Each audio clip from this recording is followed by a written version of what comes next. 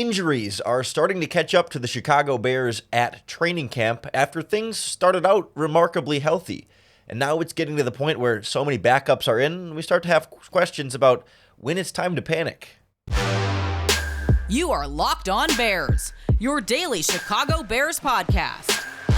Part of the Locked On Podcast Network, your team every day.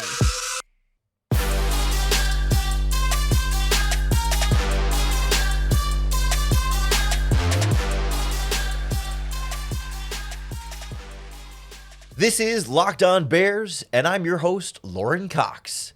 I'm here to bring you your daily, in-depth Chicago Bears news and analysis. You can follow me on Twitter at CoxSports1. You can follow the podcast on Twitter at Locked On Bears. You can like Locked On Bears on Facebook. Join the Locked On Bears Facebook group for even more Bears talk. Join the Locked On Bears subtext group for even more exclusive Bears analysis. And make sure you hit that subscribe button on the Locked On Bears YouTube channel to keep up with all of our video podcasts as well. Thanks for making Locked On Bears your first listen today. We're part of the Locked On Podcast Network, your team every day. And on the show today, we go through an injury update from Chicago Bears training camp. Quite a list of players sitting out practice. Not what is considered major injuries that are going to be super long-term, but we don't know exactly how short or long-term these injuries will be.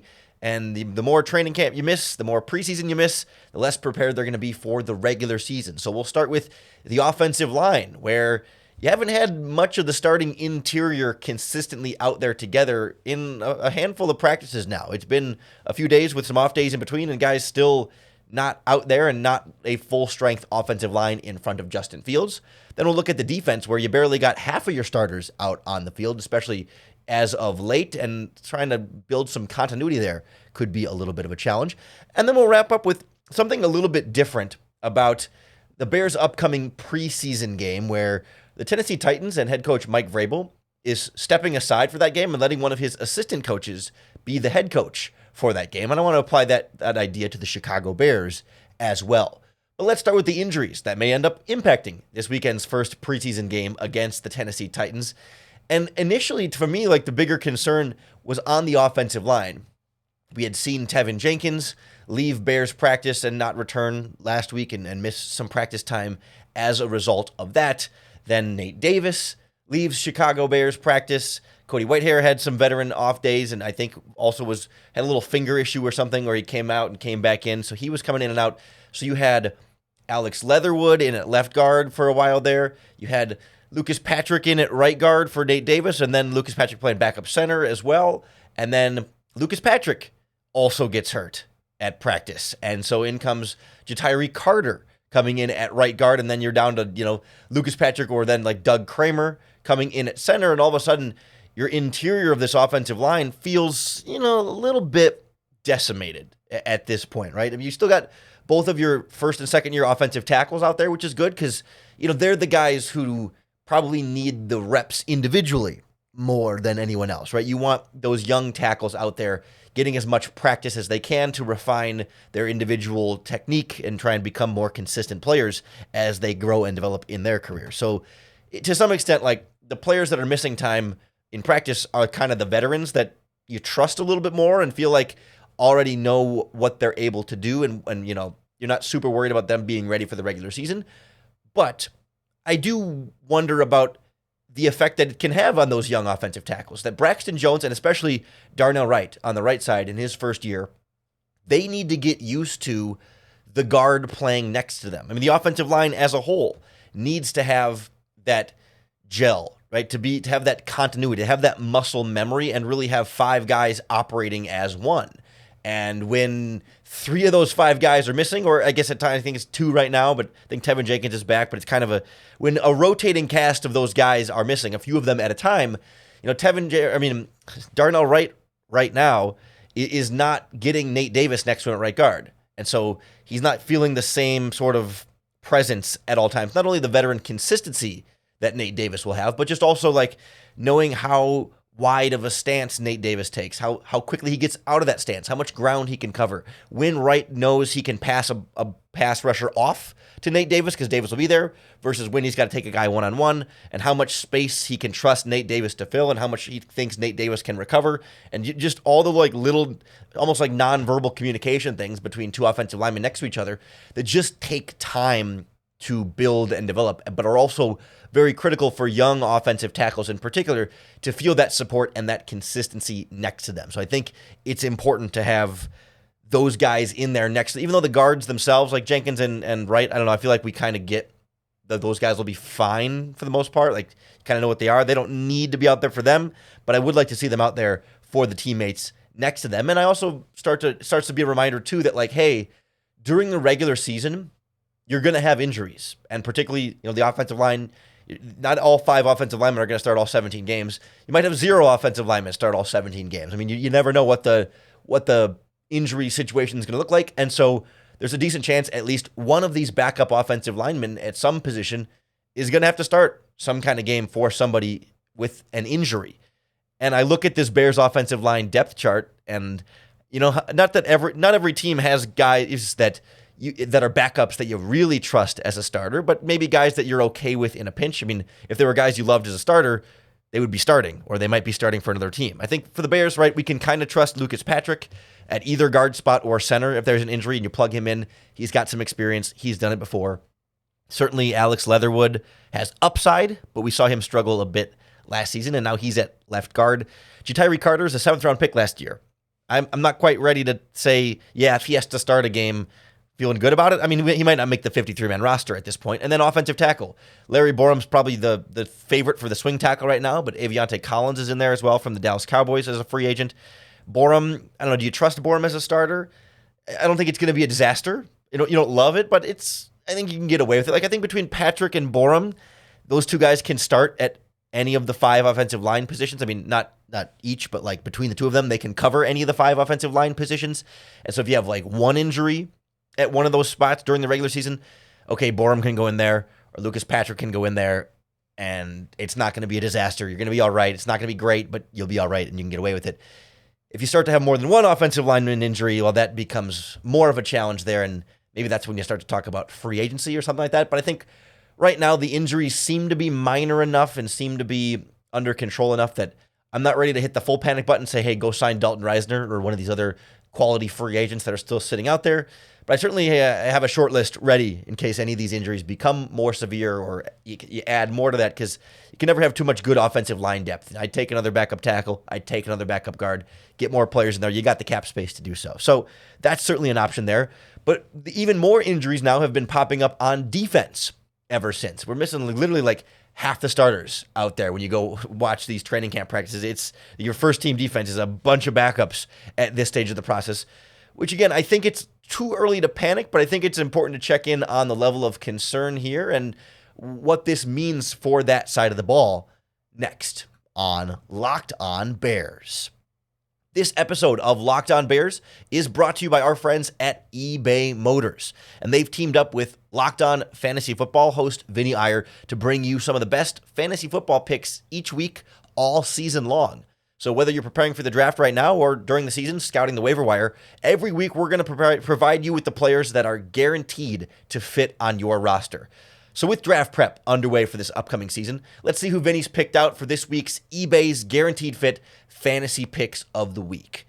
If you're looking for a second-year fantasy football wide receiver who can drive your team to big points while he catches on with a new starting quarterback, then expect a smooth ride when you invest in the Saints and Chris Olave. Olave was dangerous as the number 1 receiver in every capacity as a rookie, and now there's no reason to pump on the brakes now that he has Derek Carr throwing to him. Vinny Iyer from Locked On Fantasy Football is going to help you win your fantasy championships, and eBay Motors knows a championship team is about each player being a perfect fit. The same thing is true for your vehicle. With eBay Guaranteed Fit and over 122 million parts and accessories for your vehicle right at your fingertips, you can make sure your ride stays running smoothly. Air filters, brakes, batteries, taillights, alternators, shocks, struts, you name it, eBay Motors has it. And they'll make sure it's the right fit for your car, because eBay's Guaranteed Fit helps you understand exactly what part you need for your vehicle the first time. So go forth, switch gears, crank up the AC, and say goodbye to sweating if your ride needs a little fixing up. Because now you know you'll always be set up for success from the get-go. With eBay Guaranteed Fit, everything your vehicle is calling for is just a click away. For the parts and accessories that fit your vehicle, look for the green check. Get the right parts, the right fit, and the right prices at ebaymotors.com. Let's ride. eBay Motors Guaranteed Fit, only available to U.S. customers. Eligible items only. Exclusions apply. If you've made it down to Hallis Hall for training camp in any of the last couple of days, you're not seeing the full Chicago Bears defense out there. It feels more like, the second quarter or the second half of a preseason game. A lot of different guys in and out of the lineup. All of them, again, in this day-to-day category that Matt Eberflus insists upon using in training camp into the preseason. His rule of thumb is like if it's a serious, major, long-term injury, thinking guys are going to be 6+ weeks out, in danger of the regular season, etc., then he'll let us know when it's longer. But if it's just a day-to-day thing or a week-to-week thing and they think it's probably something that's not a huge deal, then everybody's in the same boat to the public, to everyone on the outside. They're all just day-to-day. But you really start stacking up day-to-day players, and it becomes half of your defense. Like literally at practice on Monday, Eddie Jackson left with injury. Jaquan Brisker wasn't out there playing. Kyler Gordon also did not participate with injury. So you're missing 3 starters in the secondary. And then at linebacker, Tremaine Edmonds sitting out with injury. Jack Sanborn has been out for like a week or 2 now. He's been kind of a longer term so far injury, has not been practicing much this preseason.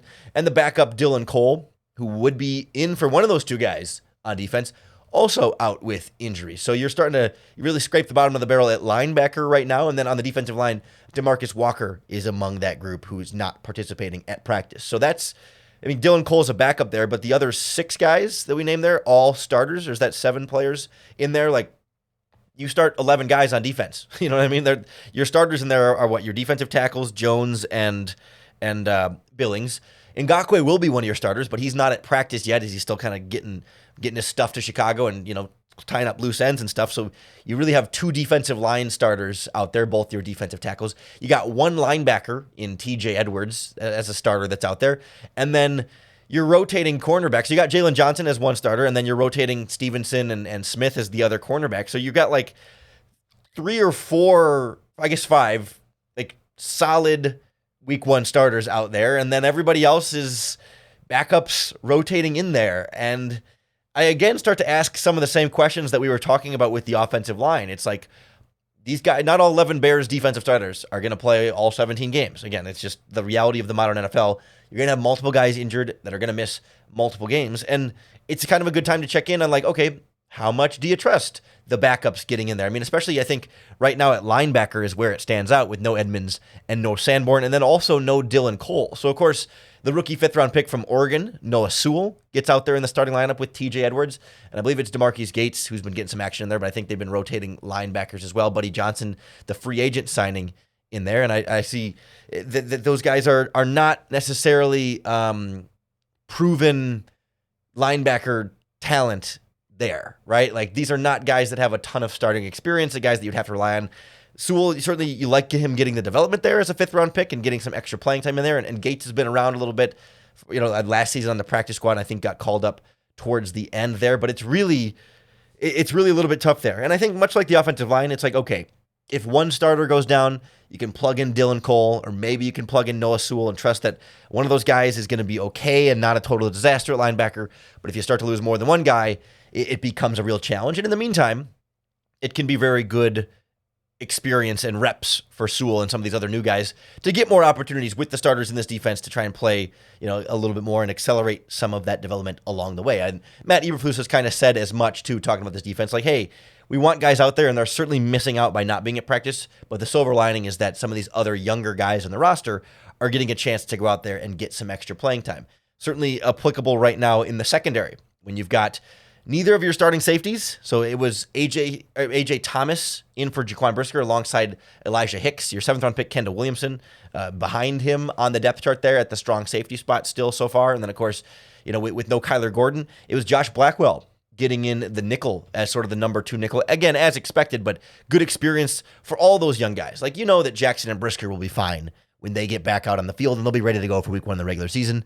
You'd like for Kyler Gordon to keep being out there and keep honing in, but he was having a good training camp before that, and it sounds like his thing is pretty minor. He's been kind of in and out anyway, so you got some opportunity there. So you're feeling pretty good about those guys too. It's just tough for like all the new pieces in particular coming in, right? With Edmonds trying to find his spot in this lineup, and DeMarcus Walker, right, trying to learn how you fit with everyone. It's like we know the talent that they have. There's no question that they're going to be able to be impact players for this team, but it's just about building that sort of like on-field chemistry, certainly the leadership standpoint for both of those guys being vocal guys and trying to connect with their teammates, and just knowing how to play off of each other and play off the defensive line in front of you at the linebacker spot or the other linebackers next to you. Or if you're Walker, when you're exchanging rush lanes with the other defensive linemen or your run fits, kind of trying to know what everybody's responsibility is and where you're supposed to fit there and what you can rely on everybody else to fill like in and like for you and around you. Like that's ultimately what this time is valuable for with those guys, and not being out there is not a big deal when it's a week. When it's just a handful of practices, no need to panic. It's the guys that end up missing 2 weeks, 3 weeks, the entire preseason that you start to really have concerns for. Like Dante Pettis at wide receiver started training camp on the non-football injury list, remains on the non-football injury list. I don't think we've actually gotten much concrete information on what he's actually dealing with, but I mean, it sure seems like if he doesn't get back fairly quickly, that he's not going to make this Bears 53-man roster. He's already been replaced in terms of the punt return duties there, and certainly at wide receiver, the Bears have plenty of depth there, so like that one's a concern. Sanborn's missed more time than the rest of these guys. The level, if you got like the injury concern meter, like the meme goes from like green to red. I think most of these guys are still kind of in green, like, okay, it's been a couple of days and that's fine. Sanborn might be getting closer to yellow of like, okay, it's been a week.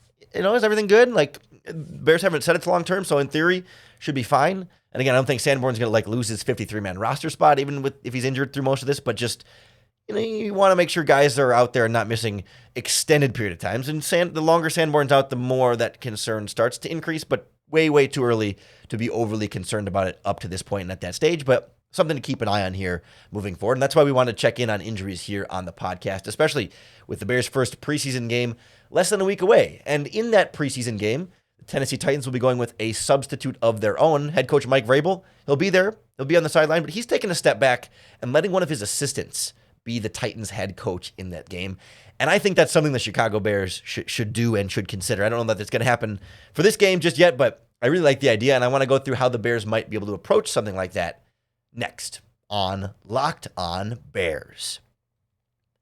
It's a really cool move by Tennessee Titans head coach Mike Vrabel to say, you know what, for this first preseason game against the Chicago Bears, I'll be there. I don't have any reason not to be there. I'm going to be a part of this game, but I want to give my coaches a chance to grow within my coaching staff, to come here, develop, improve as coaches, and to get better opportunities, to be, just to do the right thing for them. And so Mike Vrabel has said Tennessee Titans defensive line coach Terrell Williams will be their head coach, their acting head coach for the preseason game against the Chicago Bears. It's worth noting he also has the title of assistant head coach, which usually we kind of think of as kind of a, I don't want to say empty, but kind of empty title addition that you can use to sort of promote a coach without fully promoting them, or to keep them from being hired away in a lateral move to other teams, because it is considered a step above a regular position coach to also be a partially assistant head coach.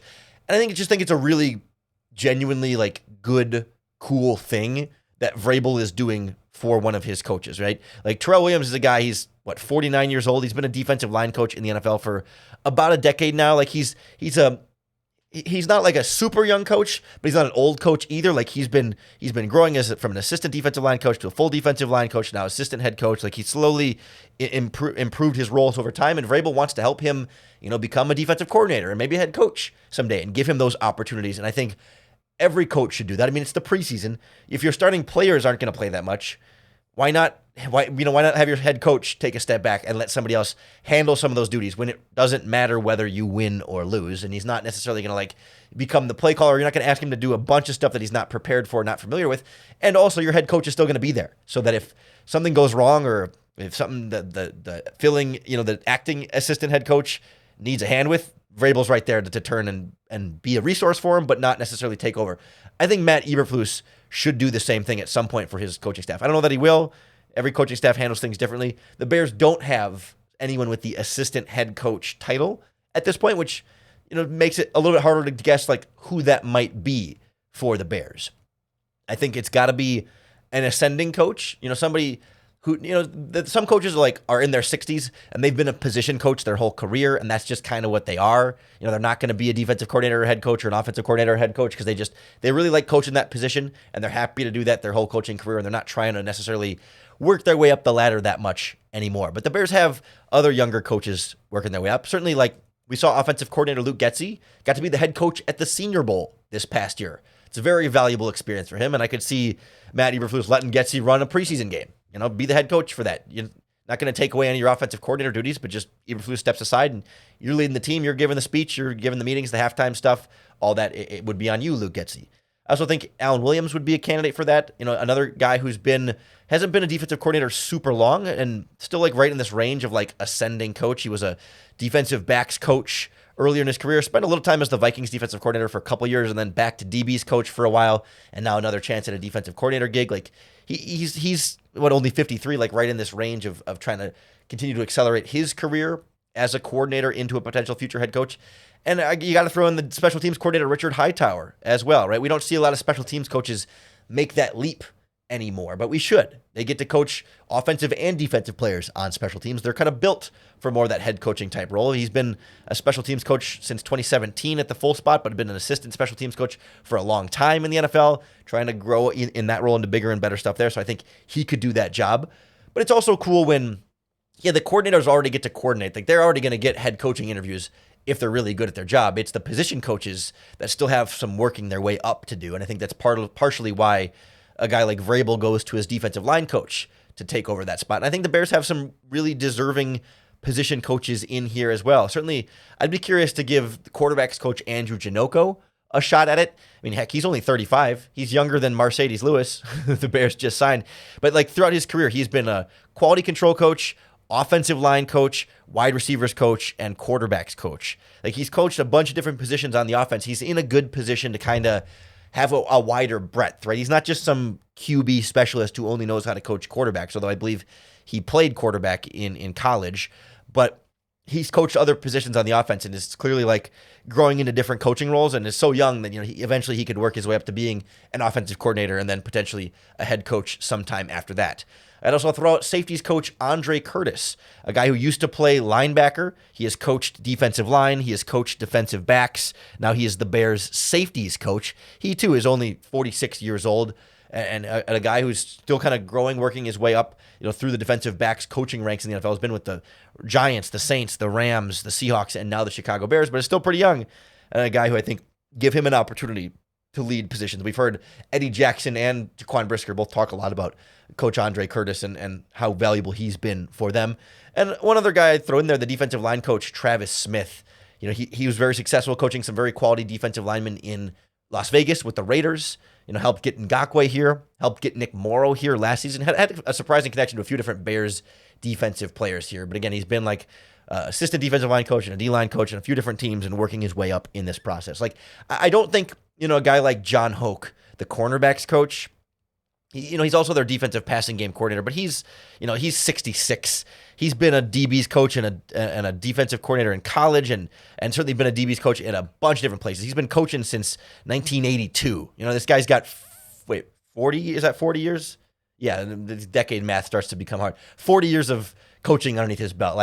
No offense to John Hoke, he's very well respected defensive backs coach, but if he was going to take that next step to be a defensive coordinator and a head coach in the NFL, you would think it'd kind of already be getting there by now. So it's not like he's here to ascend up the ranks necessarily to become, that future head coach still. I mean, maybe, but doesn't seem like he's quite that same candidate for it in that same way. So I would love to see Matt Eberflus give one of his younger ascending assistants a better opportunity here. Because again, for all the same reasons for Vrabel, right? It's the preseason. Why don't you see what these guys can do? I mean, throw out offensive line coach Chris Morgan, a guy that everyone's been raving about so far. I still have questions about it, to be honest with you, but he's coached a number of different teams as an assistant offensive line coach and an O-line coach. Let's see what he can do. I mean, there's got to be a guy in this coaching staff that has head coaching aspirations and that Matt Eberflus sees that sort of natural leadership for, because not every position coach is cut out to be a coordinator, and certainly not every position coach or coordinator is cut out to be a head coach and a leader of a team. But given that Getsy's done it at the Senior Bowl now, and given that, you got to have, assistant coaches on your team, you got to have at least a couple of them that have that kind of aspiration and have that kind of leadership skill. And it'd be great to see Matt Eberflus develop them and show other coaches that, hey, you can come to Chicago and grow and advance your career and maybe move on to bigger and better things along the way. And that this is a place that you want to coach and that you want to be a part of. So I'd love to see Eberflus do it. I don't think he will at this preseason. I'm sure Vrabel will probably plan this out ahead of time, but I'd like to see something like that happen sometime down the line.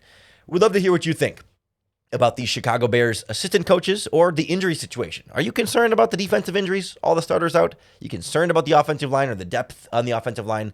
Let us know in the comments on the Locked On Bears YouTube channel. You can tweet us at Locked On Bears. You can post in the Locked On Bears Facebook group or text me as part of the Locked On Bears subtext group. Join subtext.com/LockedOnBears is the link you go to sign up for our private subtext group. It gives you a one-on-one communication to me directly if you want to ask questions for the podcast, or it also, more importantly, gives you exclusive access to Chicago Bears content from me that you cannot get if you're not a part of the group. All 22 film breakdown. Right now we've got Yannick Ngakoue in there. We've got Khalil Herbert in there. We're going to be doing more throughout the preseason and into the regular season and the offseason as well. We've got exclusive charting and data for this Bears team. Justin Fields throwing certain routes, throwing against certain coverages. The Bears wide receivers running different routes, running different coverages. It's all as part of our subtext group. The URL to join is joinsubtext.com/LockedOnBears. It's $4.99 a month, but it's exclusive stuff you can't get anywhere else. It's not going to be on the YouTube channel, not going to be part of the podcast. It's extra goodies for those of you that want even more Bears analysis. Regardless, you have to subscribe to the podcast wherever you listen to podcasts or on YouTube so you can keep up with everything we're putting out there for free. We're part of the Locked On Podcast Network. We're your team every day. That's every day on the podcast. That's constant updates in the subtext group. And of course, you know that every day we're going to give you another opportunity to bear down.